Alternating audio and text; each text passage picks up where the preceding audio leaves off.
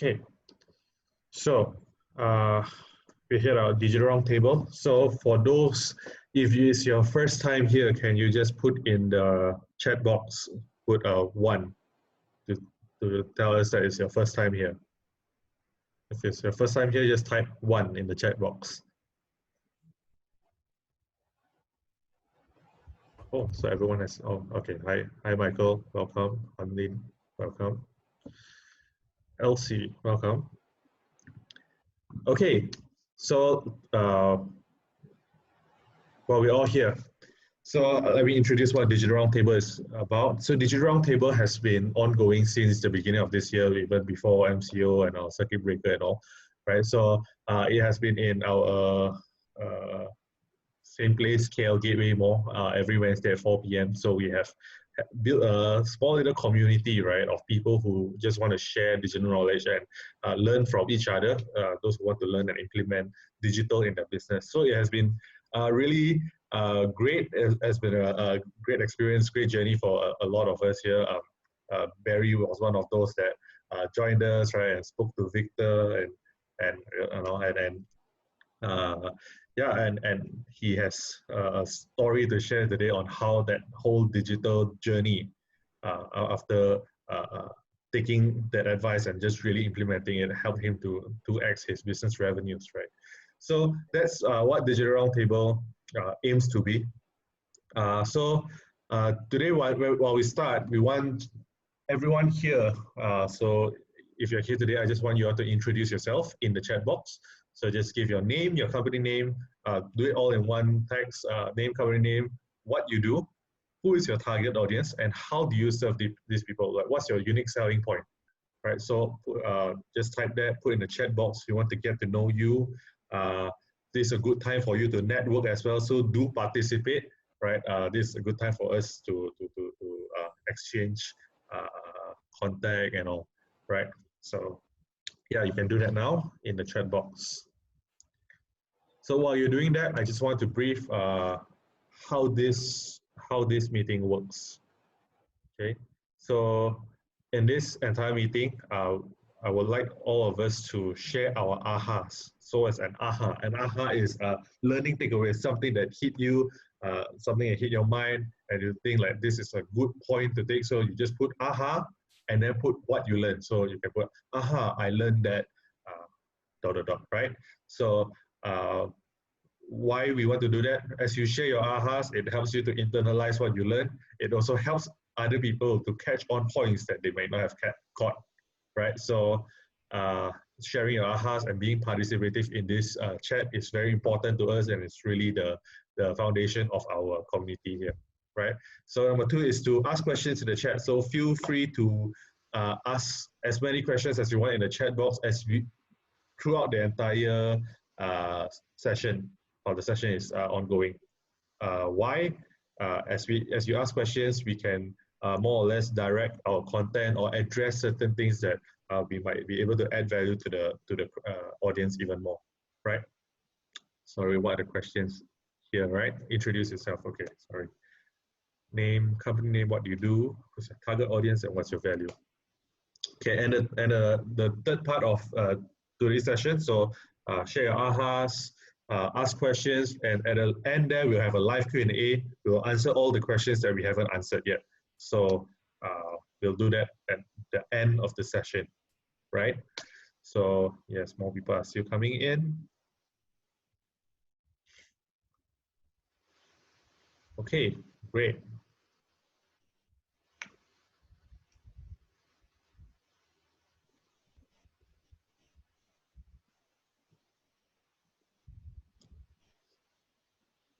Adam. Okay, so while you guys are doing that, I just want to launch a poll first, just to get a glimpse of who we have in the room today. So you'll see a poll that's going to pop up on your screen soon. There. Okay, so this poll, we just want to get to know what's our audience like and where we are in terms of digital marketing efforts in your business. Okay, so you can do that and just participate in the poll. It will pop up on your screen.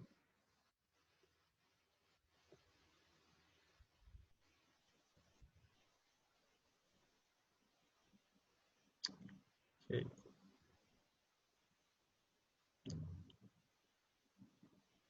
So, a couple of influencer marketing here.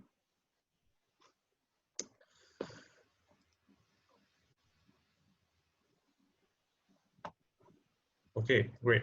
So let's jump right into it. So I'll just introduce myself first. I am Justin. I am the co-founder of Adeve Digital, a digital marketing agency that is focused on lead generation. So in my career, I've spent, in my business career, I've managed over R1 million in digital ad spend. Right, so I've been using digital marketing to turn around my family business from a really traditional business to a business that gets 80% of its clients from digital marketing.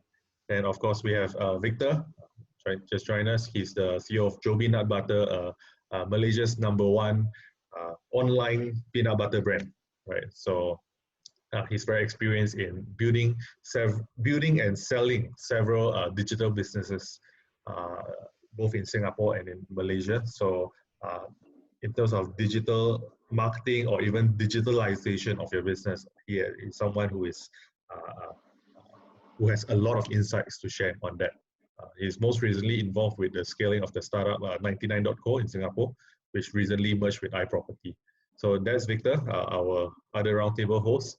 And today we are so honored to have our featured panelist, Barry. Right, so Barry is the group managing director of Witcharut Group. He's a bootstrap entrepreneur, started from scratch, no rich family funding to start off his career. Right, so he started really from a hawker store, right, back in 2012, and he grew it into several fast casual restaurants, and he eventually built a steady business.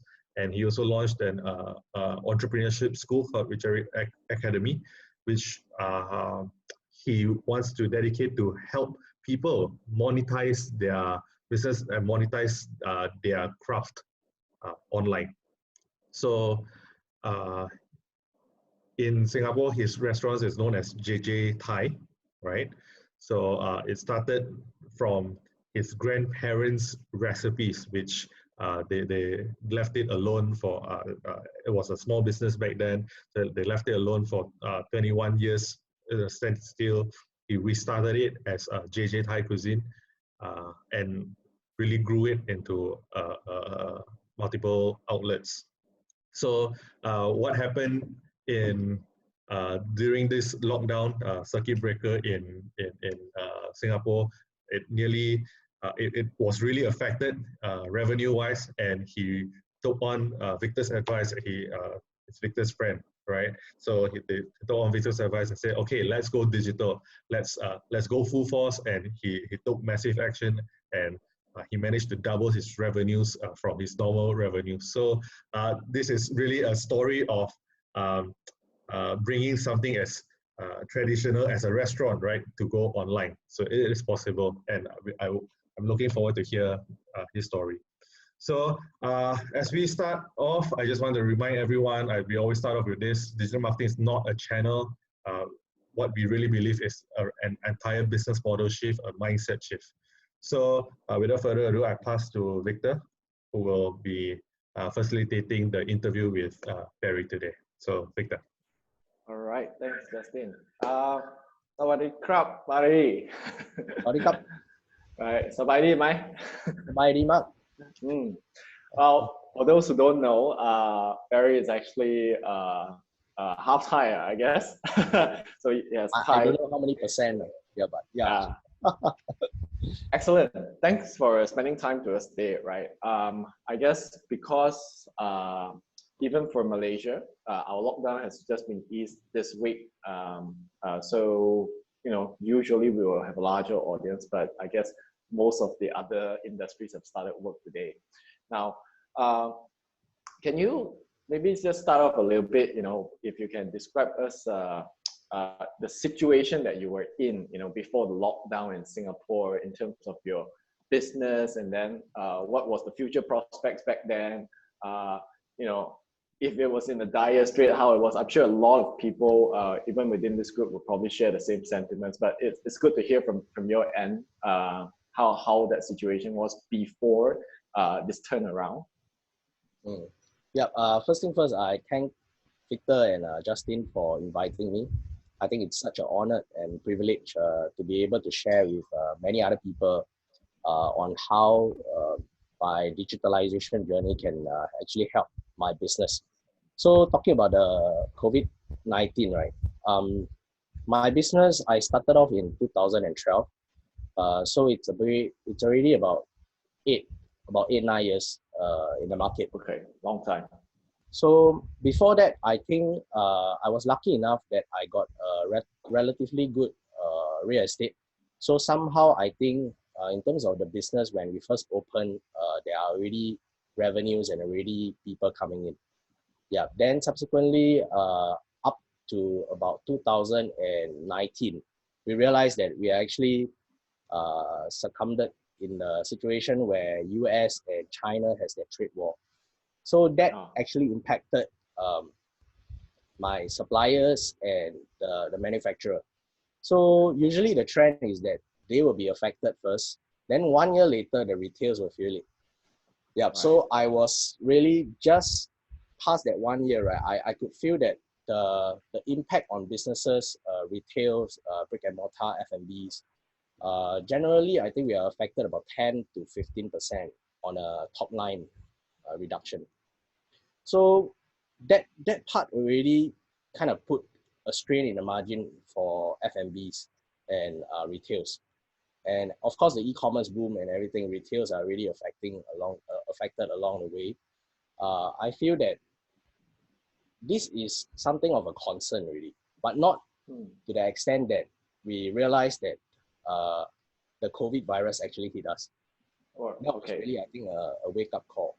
Right. Yeah. So previously, it's like, okay, 10% we can still try to like innovate and look at things, but we know that there is certain urgency, but there are still time, you see, to really put things in place. But when the COVID virus actually hit me, the thought process in my mind is that will my 8-9 years of business investment effort go down to the drain? Right. It's really planning for the worst.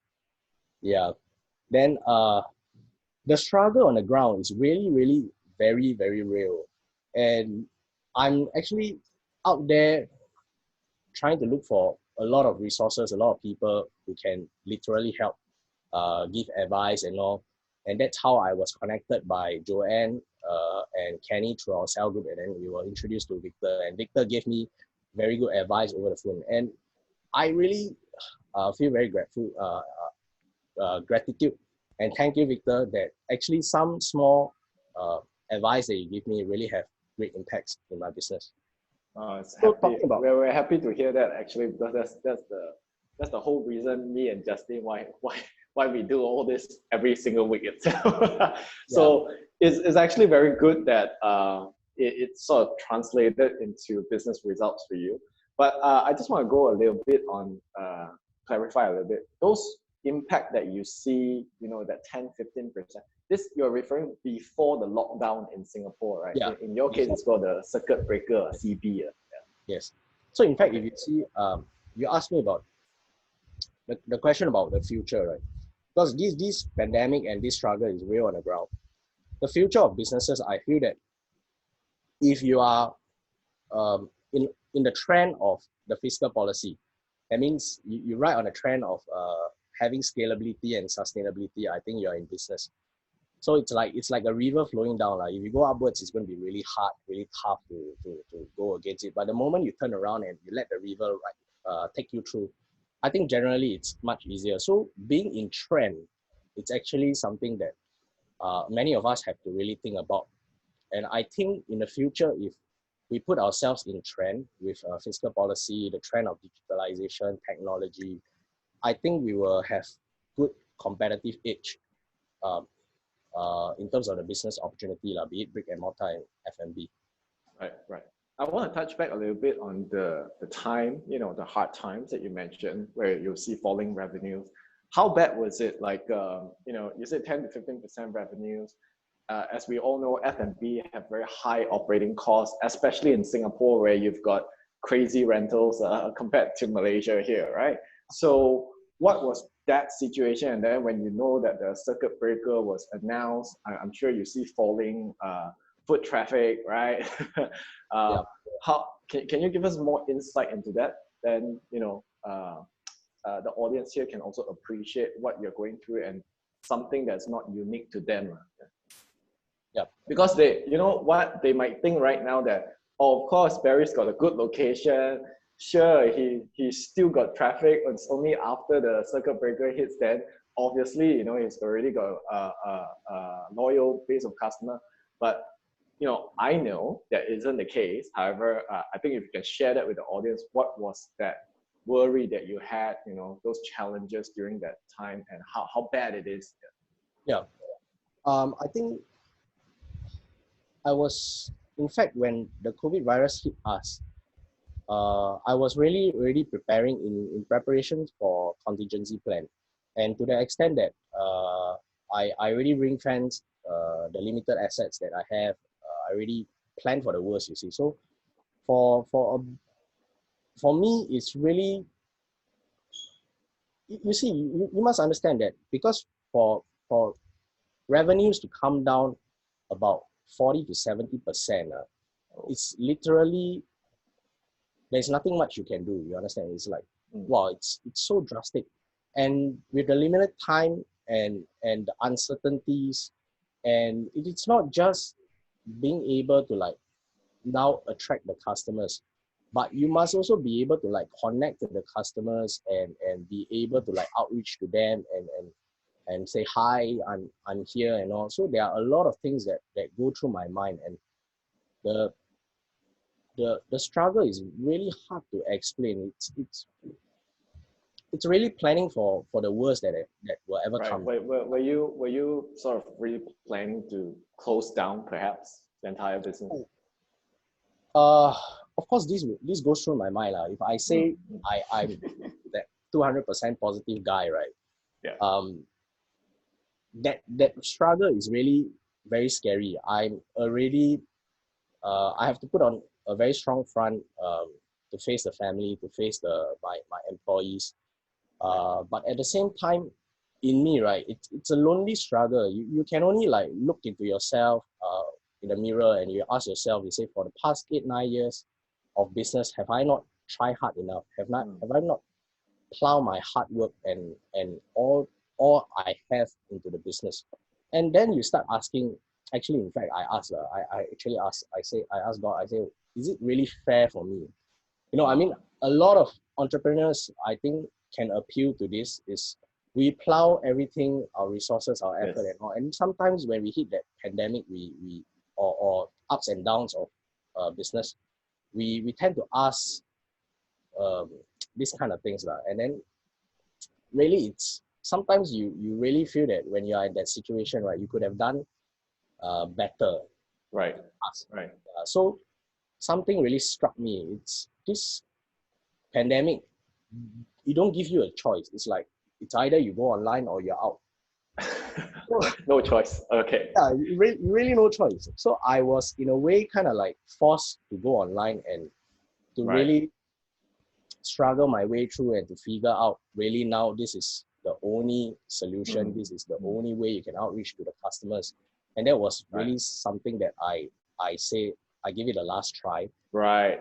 So it was really at the end of the road for you, where you've tapped into your credit lines and falling numbers, no foot traffic coming in, and you've done all you can, I assume, in terms of the traditional promotions and all this.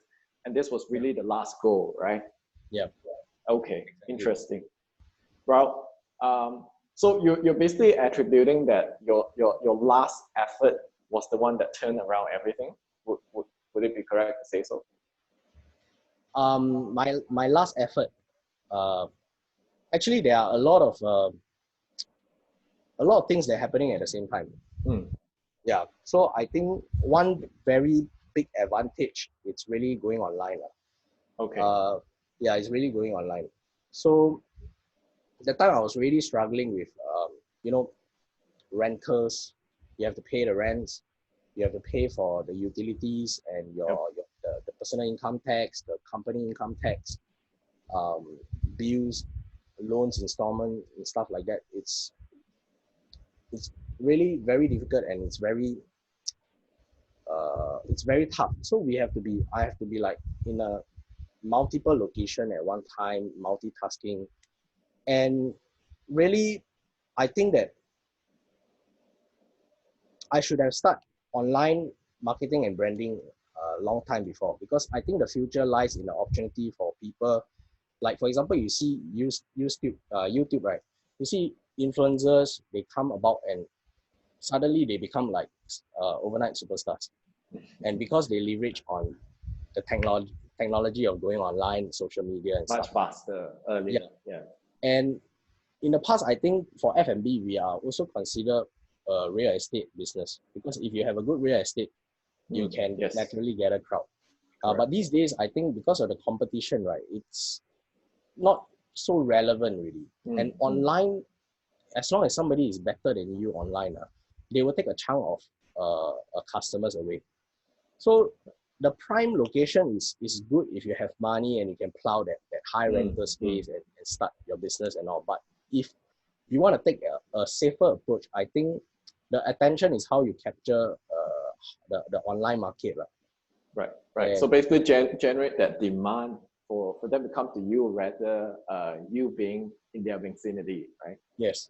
Yeah. Okay.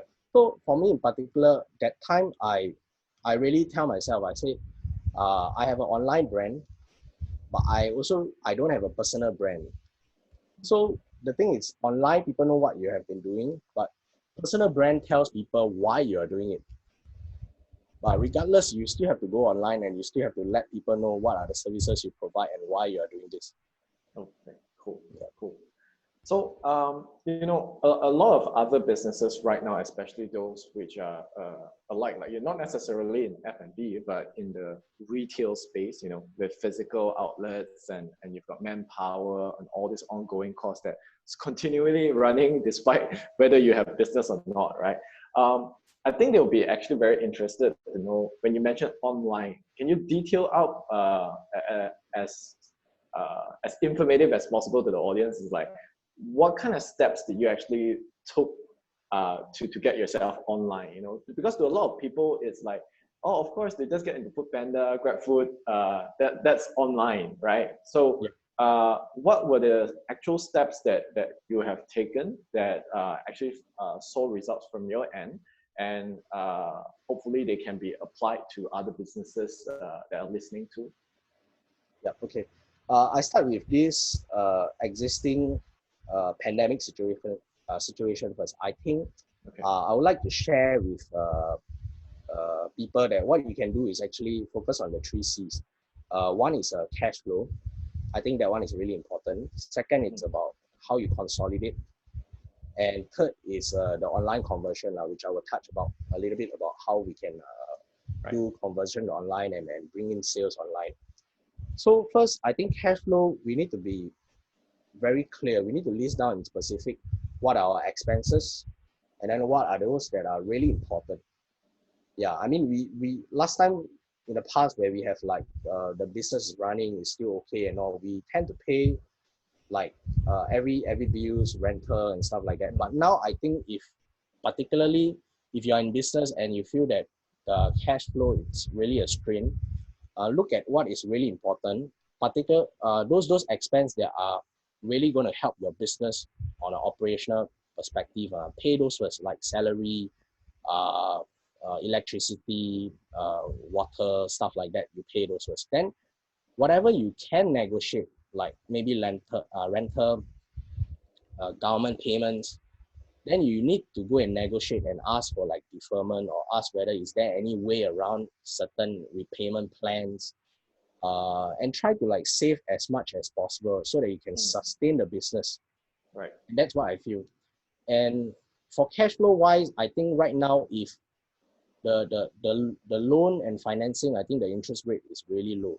So if people that are really in the position where they can borrow and they can leverage, they might want to consider tapping on these resources. At least if you have cash in the bank, you are more liquid. Your chance of tying through this pandemic would be much higher.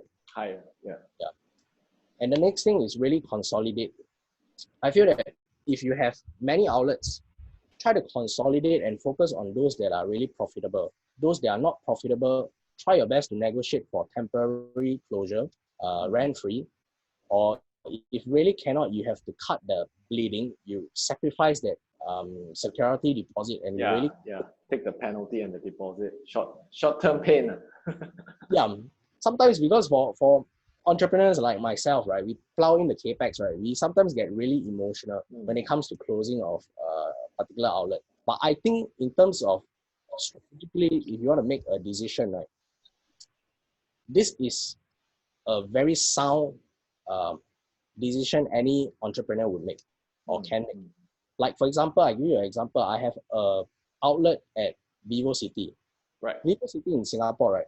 Excellent. It's attracting mainly just foreigners.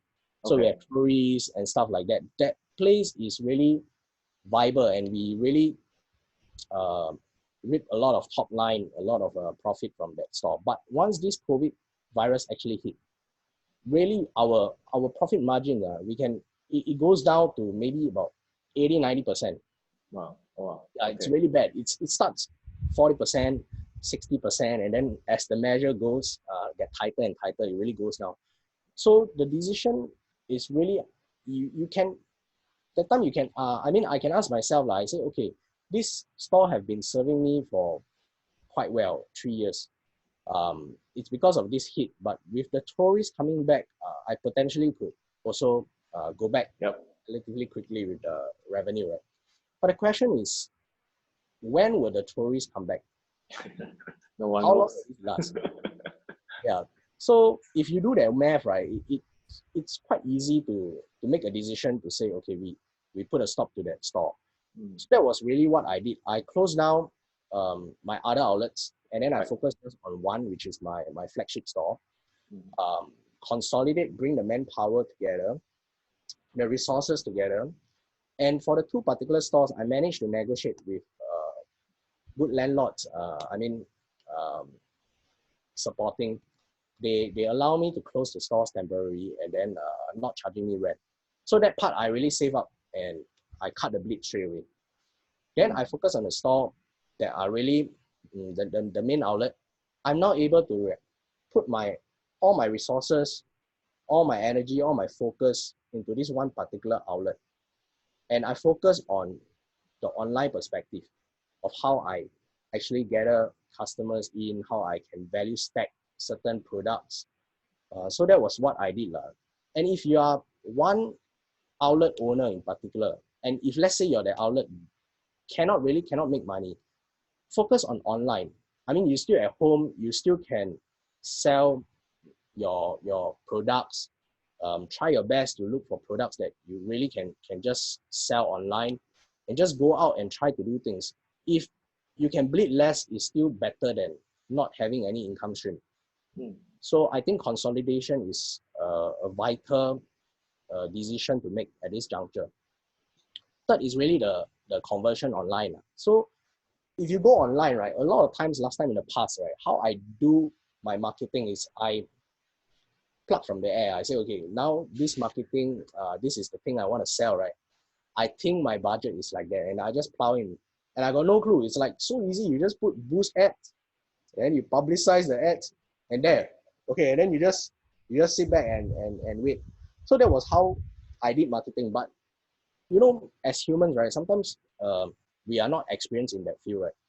3 days later, you say, wow, you look at that the amount spent is like, wow, quite crazy, and I don't know, I haven't seen sales increase, and then you stop the ad. So it's like 3 days, you are not sure whether that duration is good enough to validate whether is it working or not, or whether the budget you put behind is correct or not. I mean, these are all the things that we don't know, you see. So we are just trying to like play around. Yeah, so that was what I did. And then after that, I realized, wow, cannot lah. Maybe I should let the professionals do it.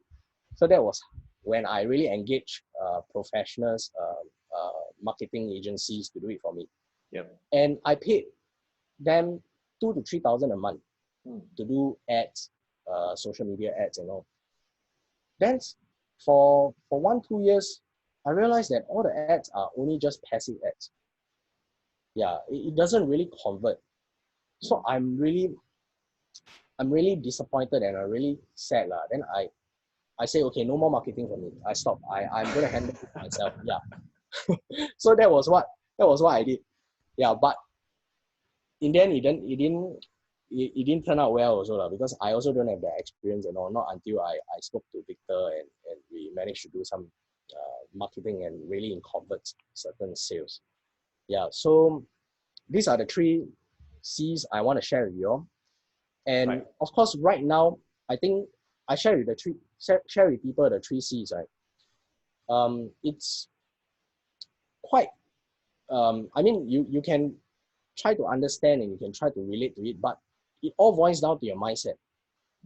So there's something I want to share. You must tell yourself that you can, C-A-N. So you must have the confidence. The first C is the confidence. You need to be aware that everybody is going through the same pandemic, same struggles, same difficulties, right?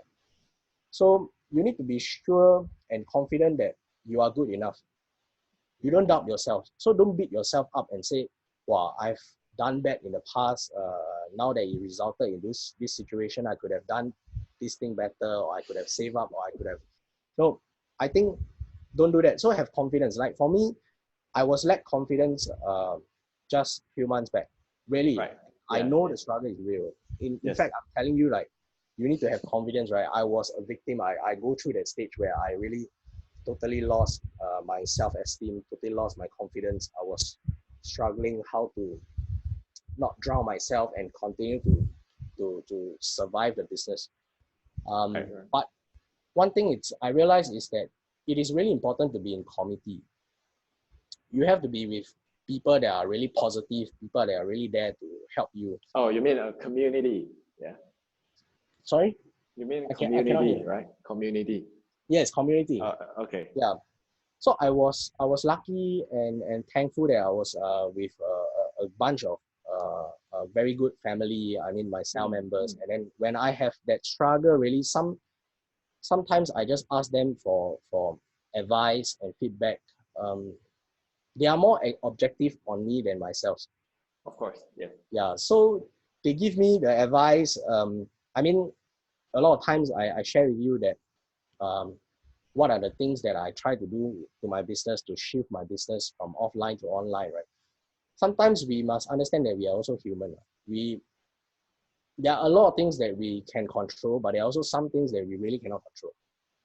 Right. Yeah, so I just want to give thanks to myself who constantly pray for me, and then I also believe that there are somebody up there to really help you as long as you are genuinely out there want to do it. Yeah. I mean, I totally resonate with that. It was, I mean, I was speaking to Justin, you know, we went through a tough patch at Jobbie as well. I think some of the audience would know we were on the verge of sort of bankruptcy, right? And the outpour from the public was just enormous. Just like you mentioned, as long as you've got a good supportive community, somehow it will pull you through, right? And we're very grateful and blessed for these things that are outside of our control, like you mentioned. These things just happen, right? Yeah. You know, it's funny that you mentioned just now when you say cash flow, consolidate, and then when we touched on conversion, you mentioned the digital part that you did. And this is not like the first time you're trying it. You tried it a couple of times, right? You said you did it yourself, and then you engaged a marketing agency, right? Which didn't show any results. And that's something that Justin and I usually, we feel very, very strongly about, which is you've got those agencies which come to you and then they have got this preconceived notion of what works and what doesn't, right?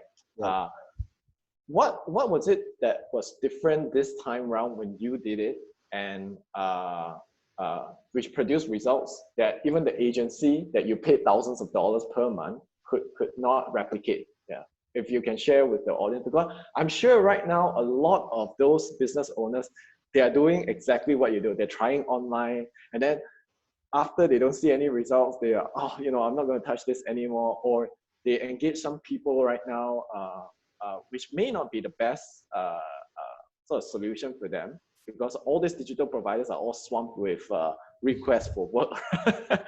Good time for them, yeah, but they don't show the results. And then again, at the end of the day, it's the business owners who feel disappointed and say, oh, you know, I've put my effort, I put money into it, and I trusted the expert, but I don't see any result. So what was it that was different for you that produced results at the end of the day and sort of helped you turn around in this very trying times? Yeah, very good question. I think what we did differently, it's first we looked at what are the value stack that we can do to provide to the customers. So at this juncture, right, customers themselves, I mean, this also lead me to the next A lah. So CAN, right? So A is actually added value. So customers are humans. They have emotions. They love discounts. They love things that are value for money. So for us in particular, what I did is I first look at the inventory, what I have, and then I really value stack them. That means really put in a lot of values. So my bundle meal, for example, is worth $141, but I'm selling it's it. a bundle. Yeah, it's a bundle. Okay. I think we work. My advice is to work on the product first. Try to get the products what people want, and then value stack them, and then create a promotion. Then the next question is that, yeah, you can have the best car, right? But without the fuel, you cannot move. So the fuel comes with the online marketing budget and how you actually put the campaign forward. So when I spoke to Victor, I think one very good advice you gave me was really to put budget behind social media and channel people to the delivery platforms that are already at. Right? That time I was like, I said, wow, I'm like paying for Grab or delivery platform customers for them, on behalf of them. It sounds a bit like, yeah, hard to apprehend. But later part, you think about it, really it's true. As long as I think you speak, like for me, I speak to you, I feel that what you say make a lot of sense. It's very genuine advice. And I decided, I said, I give a leap of faith, I try. Right? Then the next question is that it shocked me. It's like, I said, Victor, I really, cash flow, it's a concern now, it's a problem, you know. But Victor, tell me, you tell me, you say, you need to have a certain budget in social media. Without that budget, right, it's basically you're not getting the full effect or the efficiency of the marketing. And that was another leap of faith. I said, okay, now let me try. I put in really, I think, $4,000 savings. Yeah, it's like really try it out. And then really I can tell you the rest. Like, oh, I have to shut down the delivery apps and just to make sure that my operations can continue to take care of the overwhelming orders. Okay. So for the audience who just a little bit of context, right? Because some of them may not be in the F&B industry. Now, a lot of times, what Barry was mentioning is basically when you engage like a delivery partner, like Food Panda or Grab, right? A lot of them balk at that concept to say, why am I sending traffic over there to their platform, right? Because they're going to take 30% to 40% depending on what's your rates with them, right? And that is off the top revenue, not even on your GP, right? And my conversation with Barry was basically this, which if there's any F&B players, I would also advise the same thing, which is you have to think of Grab Food or Food Panda as like a mall, you know.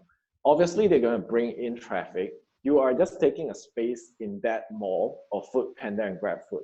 You still need to, if you're regular outlet, you still have to do your promotion. So it's no different than doing a promotion to actually bring traffic, because when you're in those platforms, you're competing with all these other players as well. So you're not just competing with yourself, you're competing with tens and thousands of restaurants over there. So that was how we came to the point where we say, look, drive all the traffic to the platform providers, right? And instead of just to your own. There's also a reason why, because if you send it to your own sort of platform, yes, that's very ideal, but you probably don't have a ridership network, your payment gateway is not there, your app experience is not there. So they have spent millions of dollars fine-tuning that business model, right? And I also shared with Barry to say, instead of looking at it as a one-off cost, treat it as a customer acquisition model that now they know your brand already. If they want to reorder next time, you can direct them to your own app and your own website. Now, Barry, I understand that you also have your own site besides those Grab platforms, right? Yep. How are you utilizing that own platform?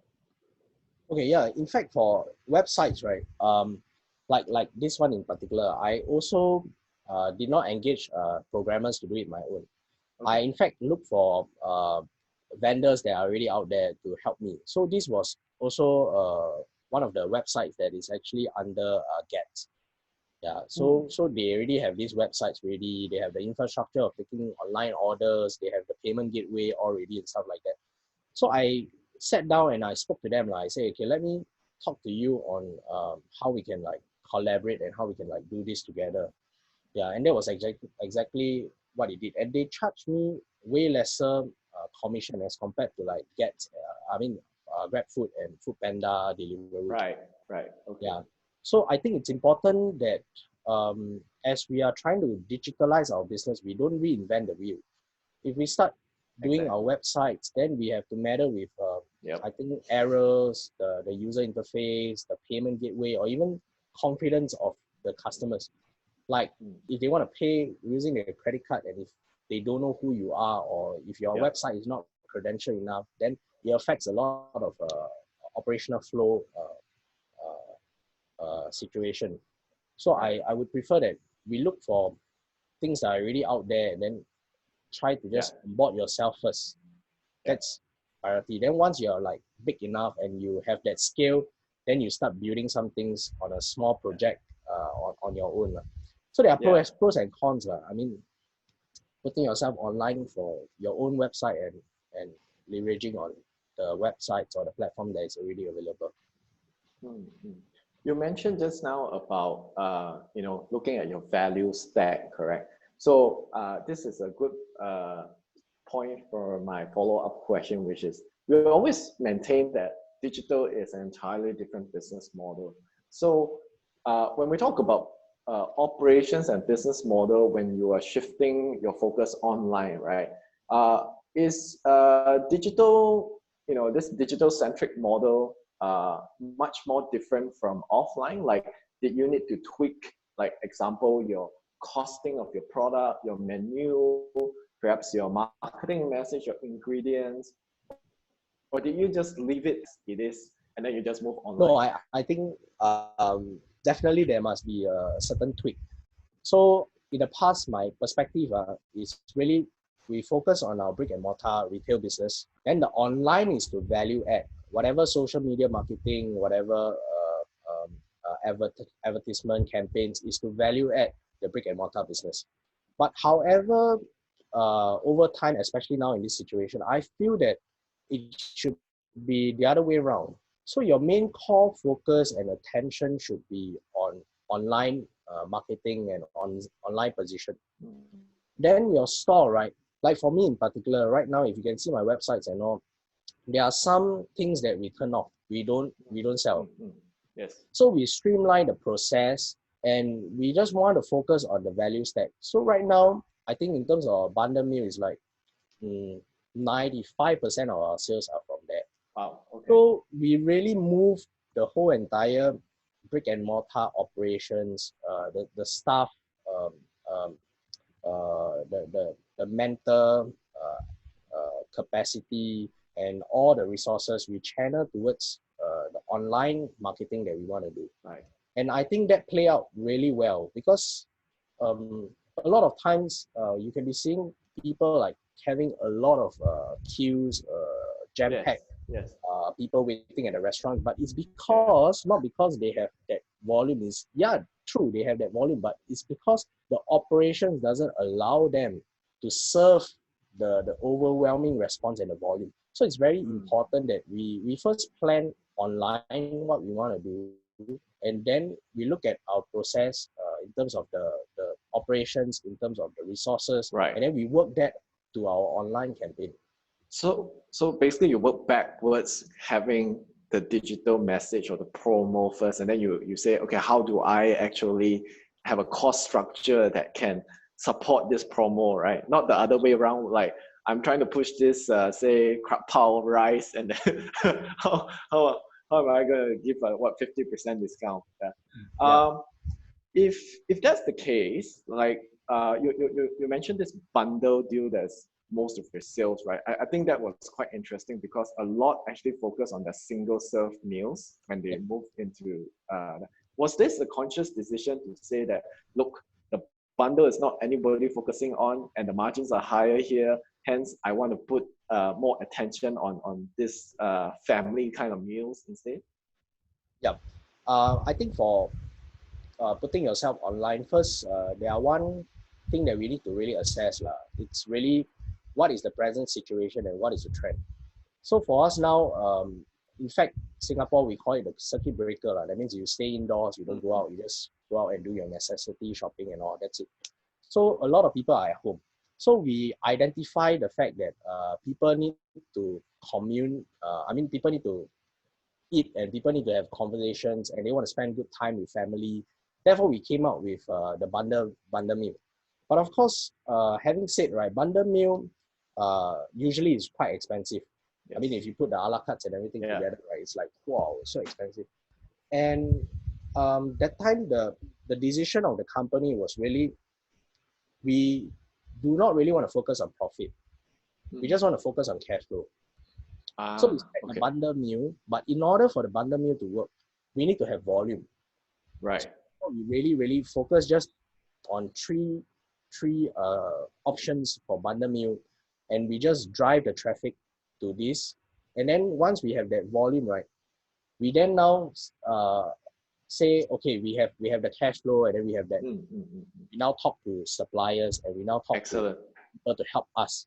That, hey, now we are doing this promotion. I'm really going to take, like, for example, this vegetable from you, and it's going to be five times. And they are all more than willing to reduce the cost for us. In fact, quite drastically. So from there, we are able to like squeeze out some more profit. And then through the seamless operations, because you're just selling the same thing all over and over again, right? Yes. The operation seems to be able to like bring in more volume. That's where you can really try and test the budget you're setting behind certain campaigns, certain advertisements, and you see whether the response worked or not. In fact, really, it's quite exciting. I really stopped marketing for 2 days, and I really want to see whether the sales are like directly connected or not. And really, I tell you, really surprisingly, it's like really you can when you want more sales, you can just turn on the tap, and you don't want sales, you can just turn off, and it really works. Yeah, excellent. Yeah, so hope I answer your question. Yeah. I mean, I actually didn't know that most of your sales came from the bundle meals. I learned something today as well, because I've got a lot of F&B friends, and when I advise them, it never really occurred to me to sort of make a family bundle meal, because I know the metrics, but you have proven me wrong again that metrics can be wrong. Because usually I would advise people not to have or price themselves right between 100, 250 ringgit and above, because the spending power is just not there in terms of online. We have an average order in both Malaysia and Singapore. But you've proved it wrong to say that if you've got a good value that you can communicate to the client online directly, they will come and they will buy from you. So I was a bit more surprised here. I think this is something that's a good sharing to a lot of the local F&B players here. Yeah, I totally agree with you. I mean, if you price yourself wrongly, right, people will find that you're really expensive and you don't want to buy.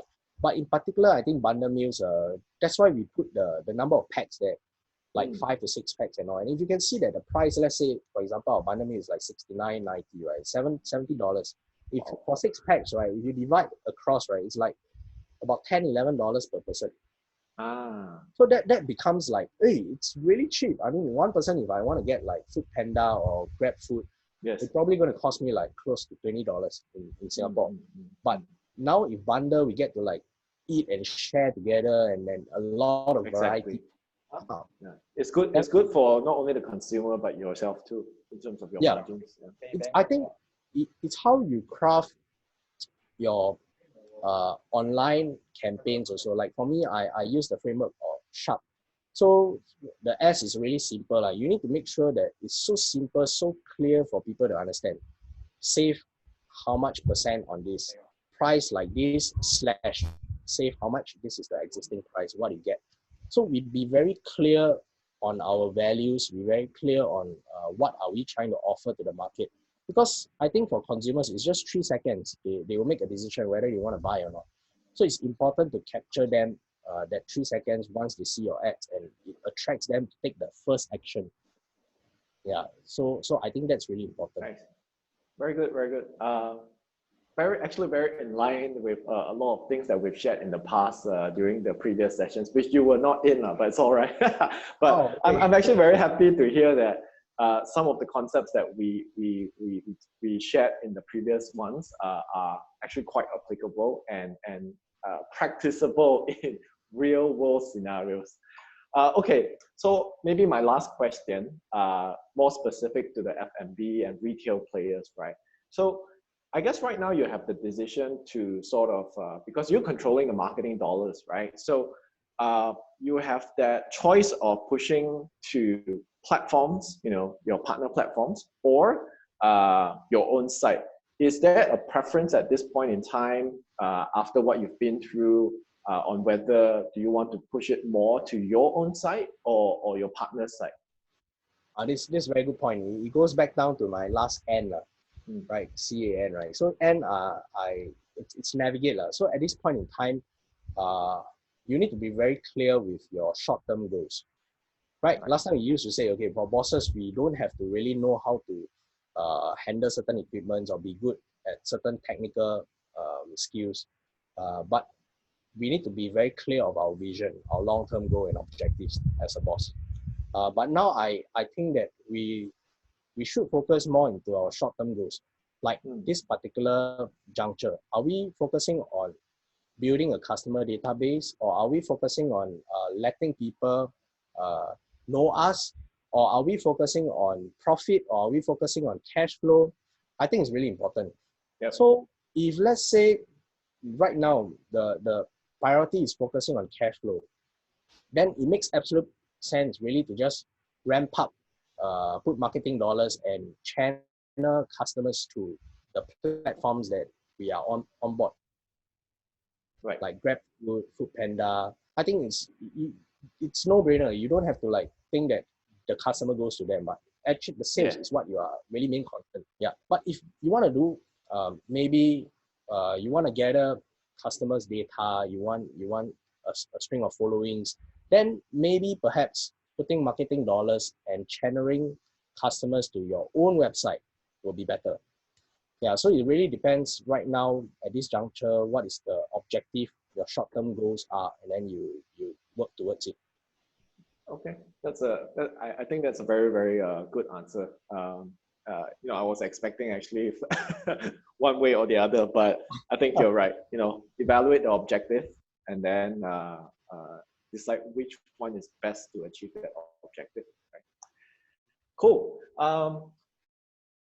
So we are nearing to the question session. So maybe we'll take some of the questions which are in the chat box. Justin will handle the Q&A sessions from there.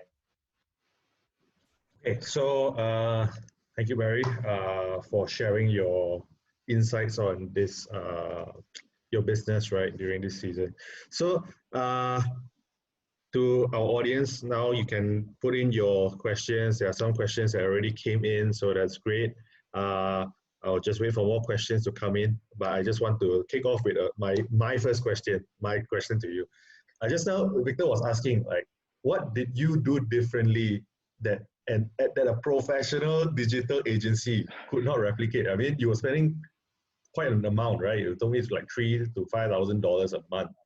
Yeah. And now you say you do it yourself. You just turn on. Now you can turn on like a tap, right? What? I think you covered on what you were doing differently, but what were they missing out that didn't bring you that kind of success back then?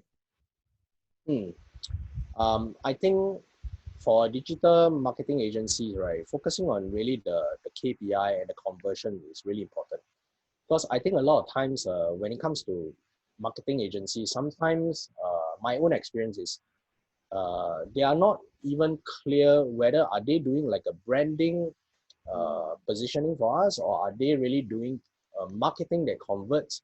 And a lot of times when you ask them, hey, I haven't seen result, right? They will say, okay, they require some time to do a test. They will be able to like gather some data, and then they will be able to like retarget and channel the conversions better and all. But most of the time, I feel that we as business owners, right, we need to be clear. We need to be clear specifically what we want.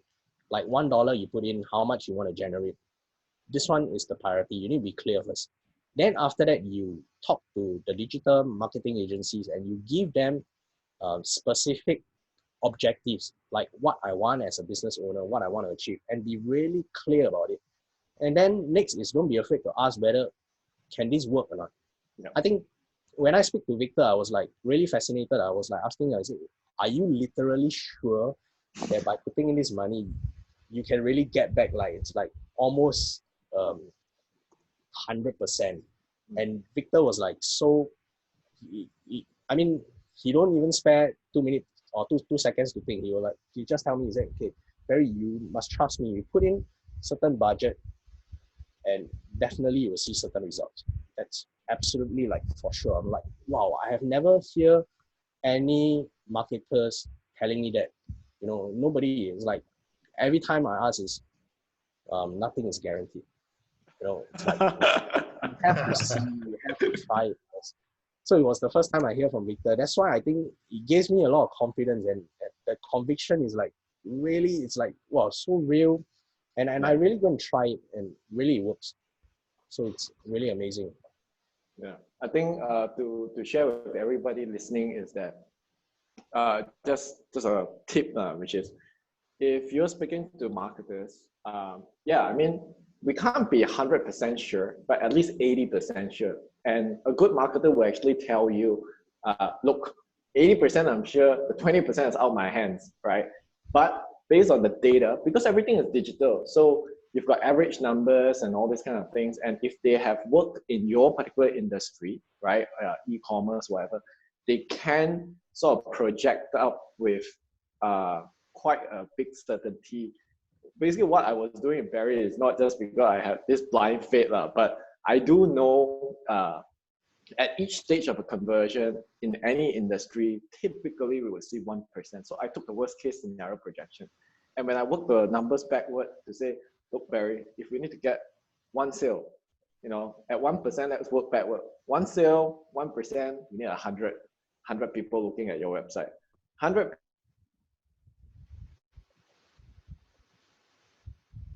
I think Victor froze, right? We lost him. Yeah. Okay, yeah. Justin, what was it? Yeah, you froze. Oh, I'm sorry. You said 100.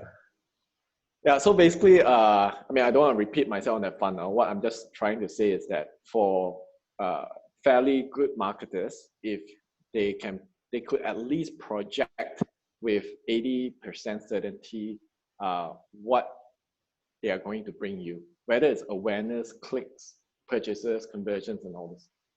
Yeah, so this is just pro tip for everybody, that's all. Okay, Justin, continue. Yeah, I think I really like the part where Barry said, are they focusing on branding or conversion? And really, right, digital marketing agencies hold them to their accountability that they have to be focusing on conversions. Right? Too many digital marketers are taking branding as an excuse for not converting.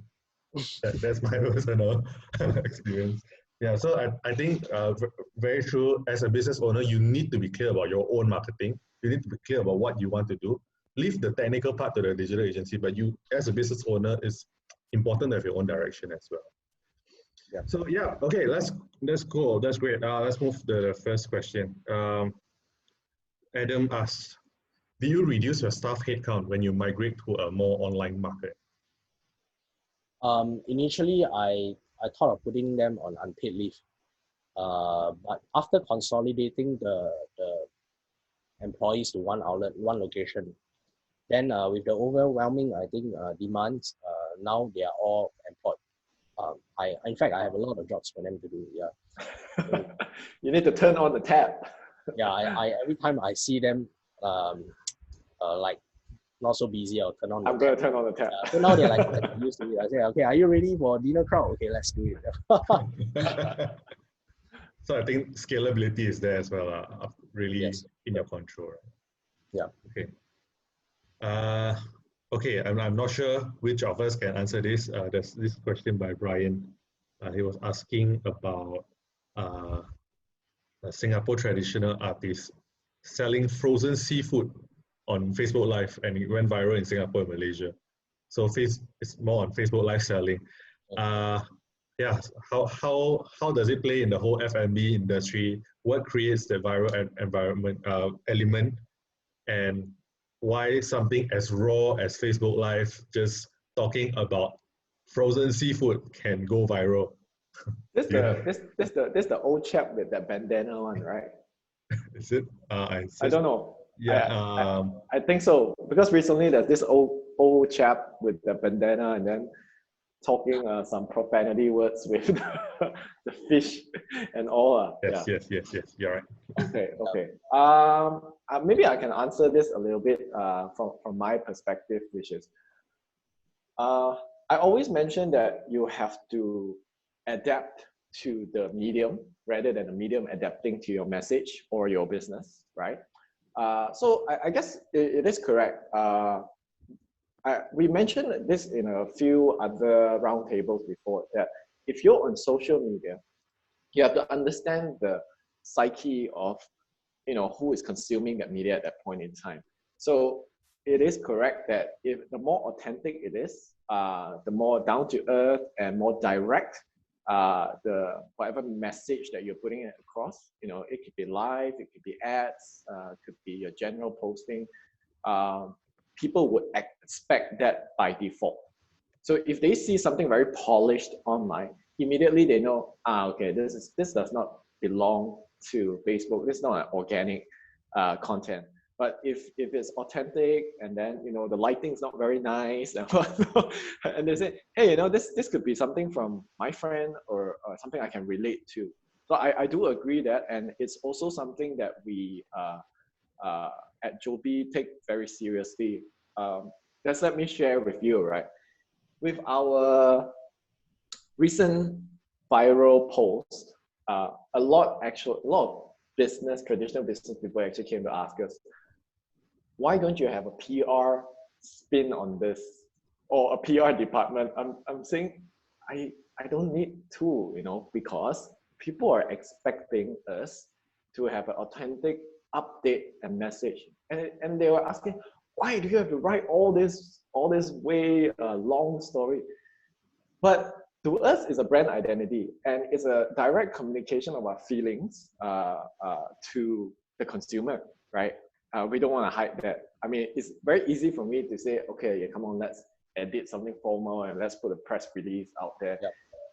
I think everybody would do that by nature, but we took a risk really, and I told the team, just put what you would if someone were to sit you down today and ask for that explanation. So that's my take on things. I don't know, what does Barry think?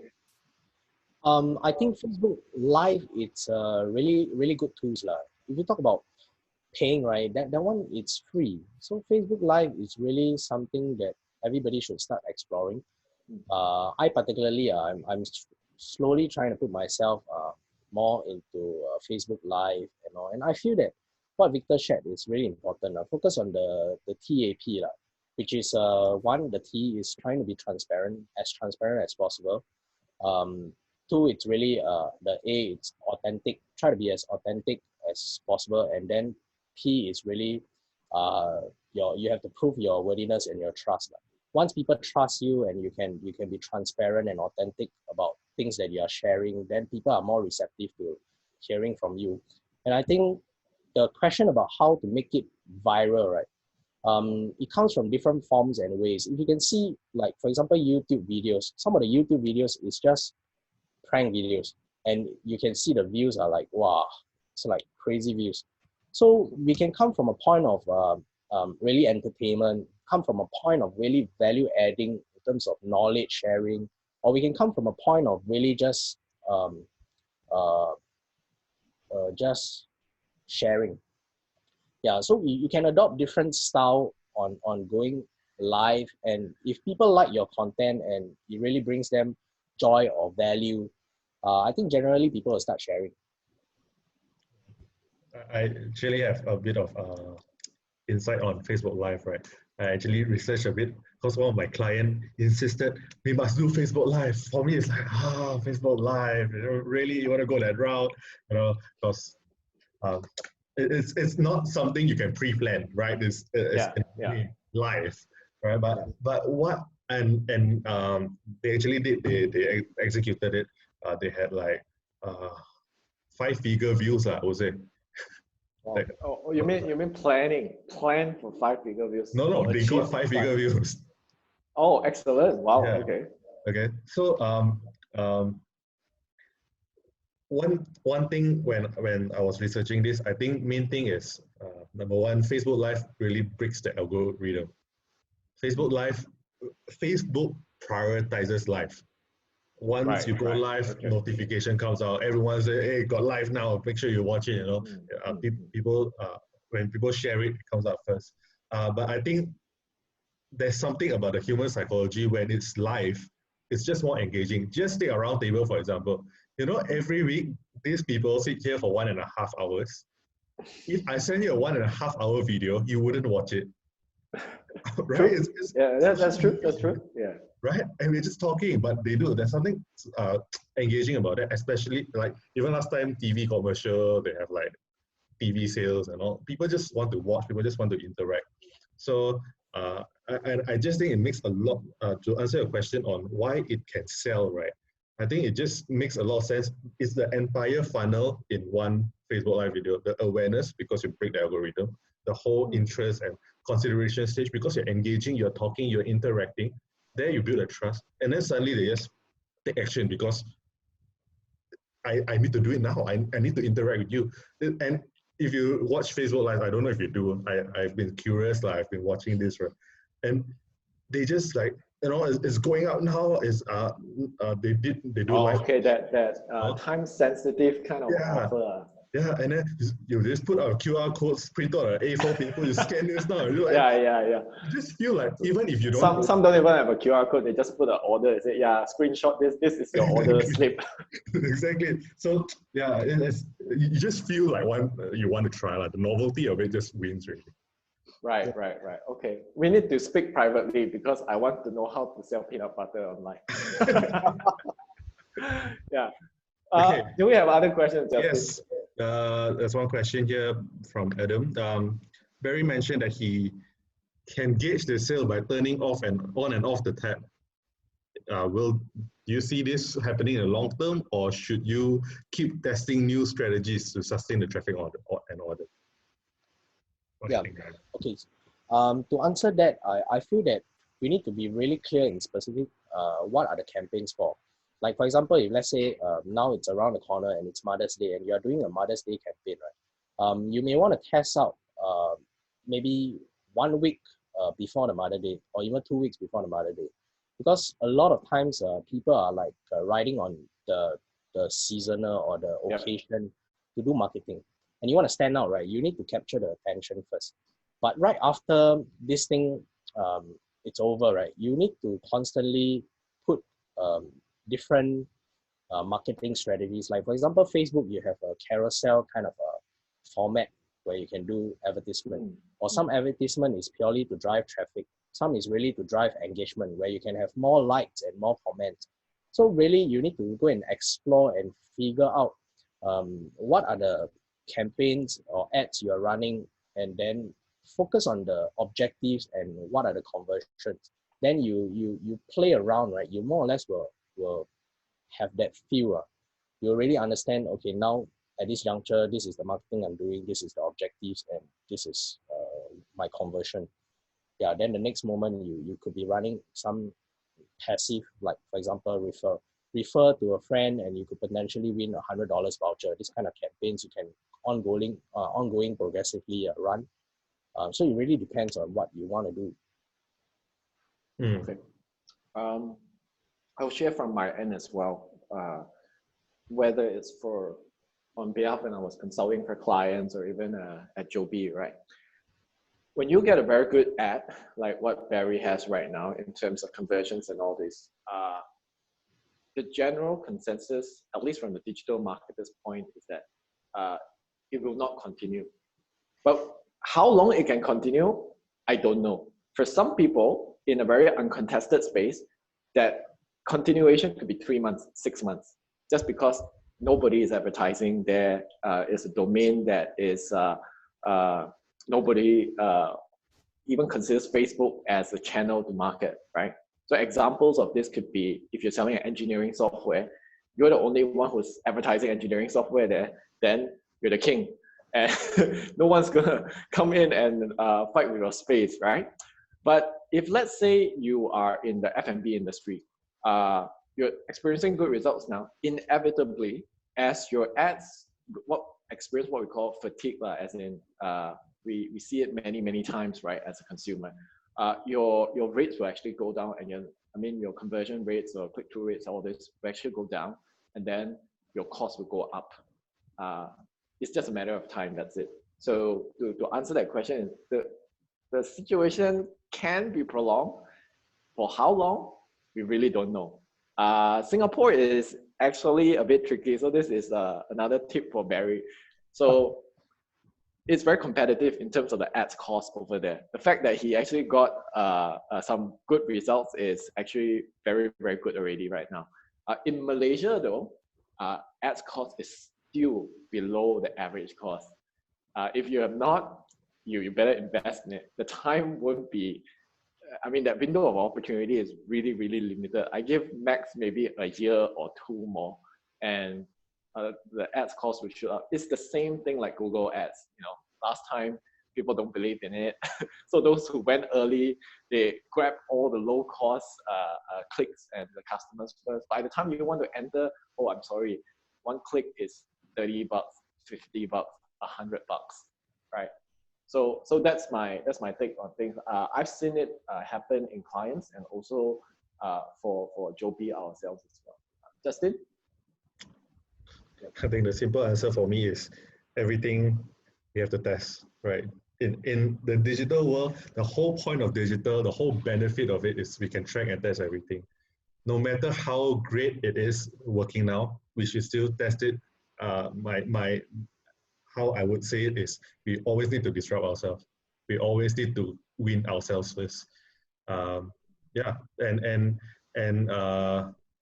Victor said, really Malaysian ads costs, especially if you're reaching let's say a whole West Malaysia or a nationwide audience, ads costs are really, really low, especially in this season, all-time low. People are pulling back budgets. So if you want to test, right, or if you want a lower risk way of testing, now is the best time to test, really. We've been seeing like half the cost of the normal cost per conversion, and this kind of things. Yeah, I was just speaking to another friend of mine which does baby food for the Malay market, right? They see their costs went down by 5 times. Sales went up by eight times. So Okay, yeah. I think we don't have any more questions, right? Do we? No, we don't. Okay. Cool. Okay. So last question, Barry. When are you going to come to Malaysia and open a JJ Thai? That depends on when our circuit breaker is lifted. Okay. We look forward to that. I'm a big fan of Thai food. But initially, just for joke, I did spend ad spend to publicize to JB because I wasn't aware that there is option to exclude. So I was like, oh, okay. And I see people like from JB liking the post and all, and I was like, oh, okay, that I learned the hard way. So I managed to find okay. that. Okay. Yeah. So I actually crossed your border. we are looking forward to it. Okay. Okay. So Justin, back to you then. All right. Okay, so thank you very much, Barry, for joining us here today to share with us on the insights, right? I think your insights can be very relevant to a lot of business owners here because it's something that doesn't require super high technical digital marketing expertise, but really comes from the angle of let's try, let's do it, let's take action, and let's go. So yeah, I really appreciate that kind of insight, and I think our audience here can appreciate that too. So, all right. Okay, let me get this out. Okay, so for those that are still here, I want to add value to you. We have two more things that we want to share with you. First is this is if you have you're running digital marketing, you want to run digital marketing, you have a website, but you're not getting the results you wanted, or you are getting the results you want, but you think you can do even better. You can scan this QR code. We want to add more value to you. It's free value, okay? No charge whatsoever. Just go in, you can go and claim your free value there. Okay, we just want to add more value to our audience. So while you're doing that, you can snap the picture, you can take down the link bit.ly/DRT value, or you can scan the QR code as well if you're on your desktop. So use your mobile. Yeah, these are like sessions that me and Barry have. Yeah. Come in, consult you a bit, and then go. Awesome. Correct. So these are short sessions that we just want to add value back to our audience, right? Okay. I'll change this slide in 3 seconds if you want to take it down. And next thing, we also have our WhatsApp group. This is a completely no spam, no chat WhatsApp group, right? Everyone is muted. Only the admins can post. That's Victor and I. So we only post our roundtable announcements, recordings of past roundtable, learning insights as and when they happen, right? So this WhatsApp is purely announcements based for us to add more value and for us to keep that connection going with you. So if you want to join, you can just scan the QR code and you'll be put into the WhatsApp group immediately. Or if you are on, if you need to insert a link, you can put that link there, bit.ly/AXP DRT-WA2. So AXP is our company name, Digital Roundtable, DRT, WA is WhatsApp 2. So you can put that in and you can join the WhatsApp. Okay, so in the WhatsApp group, you'll get access to me as well. I think some of you joined the group. You have texted me personally to like ask further questions or to connect with people that were in the roundtable. You want to explore different business collaborations, or share your insights. We would love that as well. So we just want to keep connected. That's our more intimate way of keeping in touch with you guys. So we would appreciate you if you could join the WhatsApp group as well. So that's all from me. Let me go back here as well if you still want to get this. Okay, so that's all from me. So Barry, thank you very much. Thank you. It's an honor to be able to share. And thank you, Justin. Yeah. Hey, Barry, before we end, I actually forgot to ask you this. I think it will be helpful for everybody to be more positive during this time. I actually remember that you told us, or told me and shared with our group, right, that you were now that you've seen some success here during these hard times, you're also helping those others which are around you, right?